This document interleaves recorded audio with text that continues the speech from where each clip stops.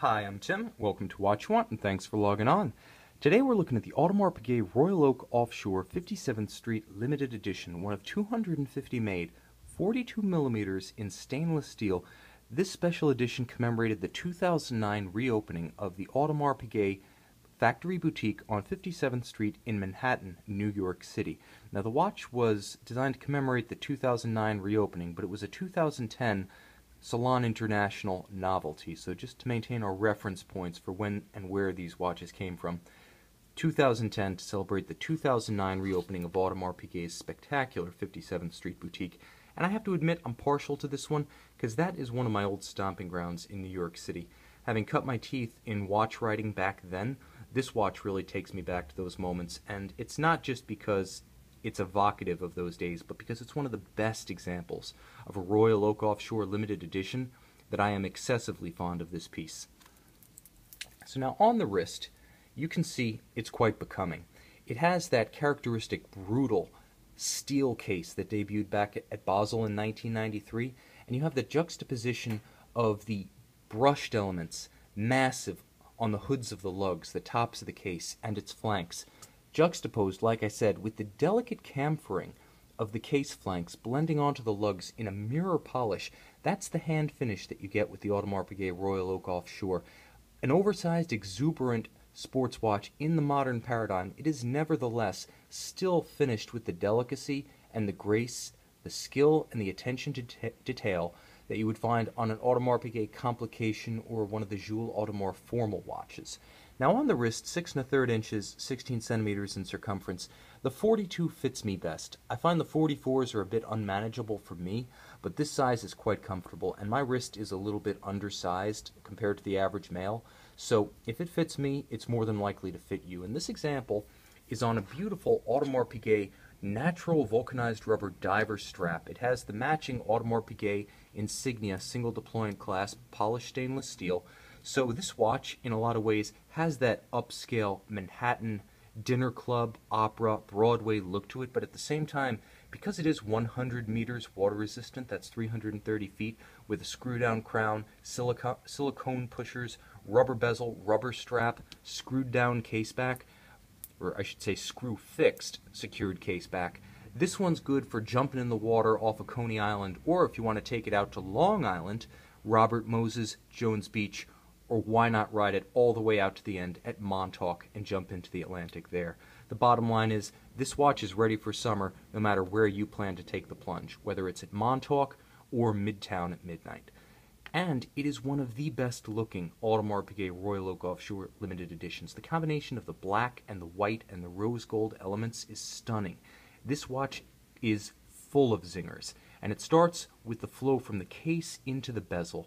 Now, I want to emphasize that on a conventional Royal Oak Offshore, you see the rubber gasket between the metallic bezel and the case itself.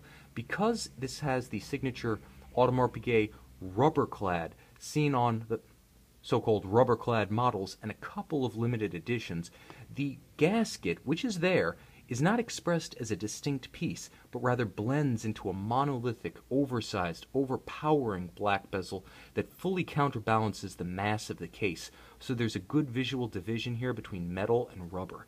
Moving inboard, you see the polished white, well, these are not white gold, as in the traditional Royal Oak. They're burlier, they're tougher, they're stainless steel and polished, offshore style.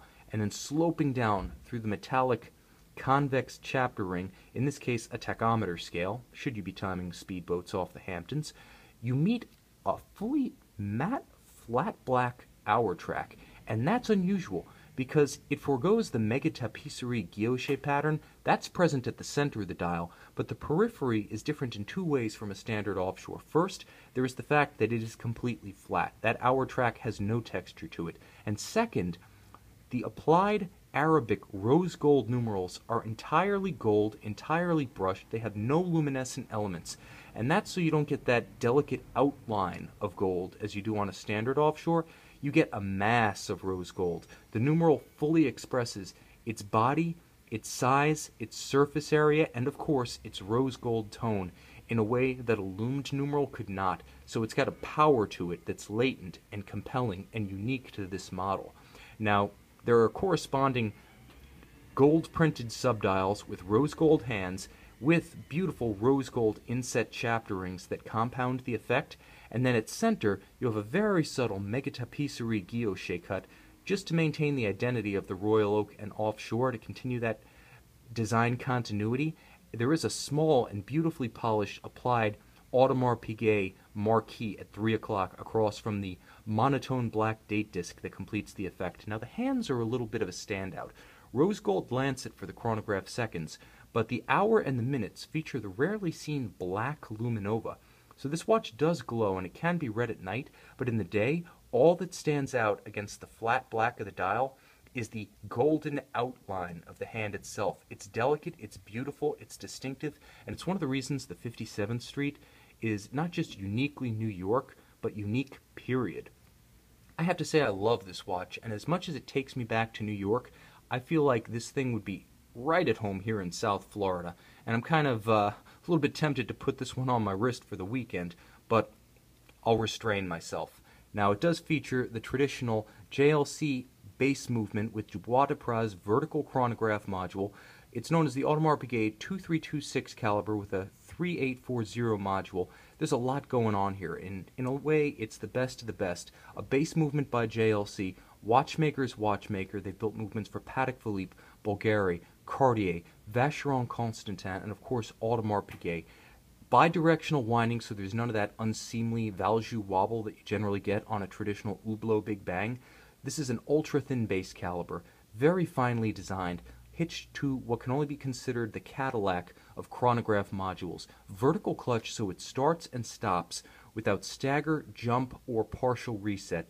A Dubois de Praz chronograph module on a JLC base movement finished to Audemars Piguet standards, and, for that matter, protected by a full soft iron anti-magnetic Faraday cage. So if you do have high-powered electronics around your house, office, subwoofer in your car, this thing's not going to become magnetized. The hairspring is shielded internally in the fashion of the traditional Audemars Piguet, not the in-house movement, but the traditional JLC-based Audemars Piguet Royal Oak Offshore chronograph and base module. This is a great watch because it combines a killer look that's iconic of the 57th Street edition, one of the best of the limited editions, with a profile that's unmistakably the Royal Oak Offshore and a standard of finish that is inextricably linked to Audemars Piguet. This is one of the most distinctive high horology sports watches you can wear. To have the equivalent of a fine dress watch and finish on your wrist with a profile that can cut it in any situation, whether formal or completely casual, this is a versatile watch. And that's one of the things about New York. The action never stops, and wherever you are, this watch goes with you. Casual, formal, informal, summer, winter, Audemars Piguet has you covered with the Royal Oak Offshore 57th Street limited edition, one of 250 made. I gotta say, among Royal Oak Offshores, this is the watch I want.